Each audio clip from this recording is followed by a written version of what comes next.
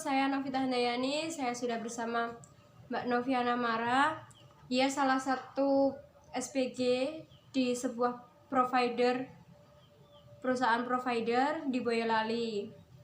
Nah, saya ingin bertanya Mbak, kan sekarang keadaan baru ada COVID-19 ini.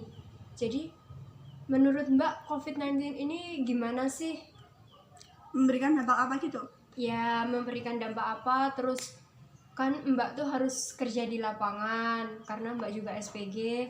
Terus Mbak tuh kerjanya kan karena sekarang di lockdown, kerjanya Mbak bagaimana, sistemnya kayak gimana gitu. Jadi tolong dikasih tahu. Iya. Boleh?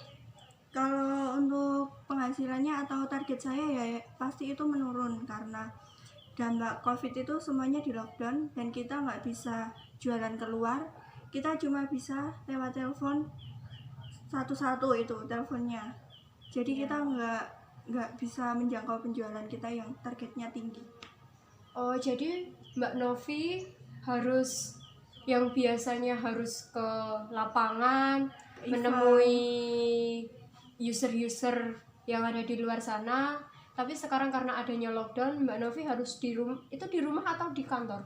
Kalau kita lockdownnya itu di kantor. Oh, berarti yang biasanya harus ke event kayak konser, kayak apa gitu, jadi Mbak Novi harus di kantor, telepon ke user, ke pelanggan, bagaimana, begitu?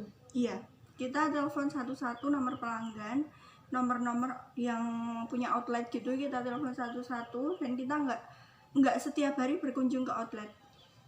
Oh, berarti dampak COVID-19 sendiri buat Mbak Novi sedikit menyulitkan ya Mbak ya? Iya, nggak sangat, sedikit menyulitkan target penjualan saya dan bisa menurunkan gaji saya juga.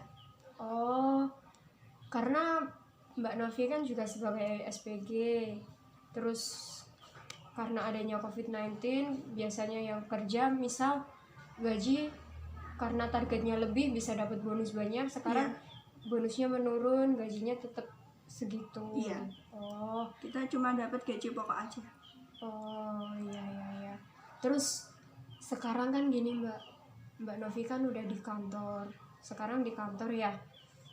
Terus itu sistemnya di kantor tuh kayak gimana? Misal kalau masuk harus cuci tangan dulu, apa Mbak Novi harus suhunya dicek, atau harus pakai hand sanitizer, atau pakai kayak hand gloves gitu? Kalau di kantor itu biasanya baru sampai di parkiran itu udah cuci tangan. Ya. Sampai di depan pintu kantor itu dicek suhu badan, pakai hand sanitizer, pakai masker, kita masuk benar-benar udah steril.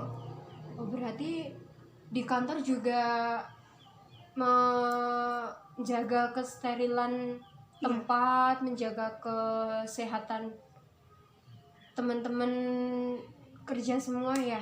Iya. Itu misal nanti kan kalau COVID kan gejalanya kalau ada yang batuk, ada yang pusing, kayak gejala-gejala demam, influenza gitu. Kalau suhunya melebihi batas yang wajar, nanti ada misal kayak Mbak Novi kesana karena habis kepanasan gitu, mungkin kan suhu badan juga bisa naik. Itu nanti Mbak Novi dicek suhu badan di sana, misal lebih dari batas wajarnya itu enggak dipulangin atau disuruh kerja di rumah atau bagaimana? Kalau cek suhu badan kalau emang nggak memungkinkan untuk kerja gitu biasanya disuruh pulang, disuruh periksa dulu. Nanti kalau udah ada hasil periksanya bisa di print, bisa kirimkan ke kantor gitu. Berarti memang ketat ya Mbak ya sekarang? Iya, prosedurnya emang seperti itu. Terus sekarang kan banyak yang meninggal karena COVID-19.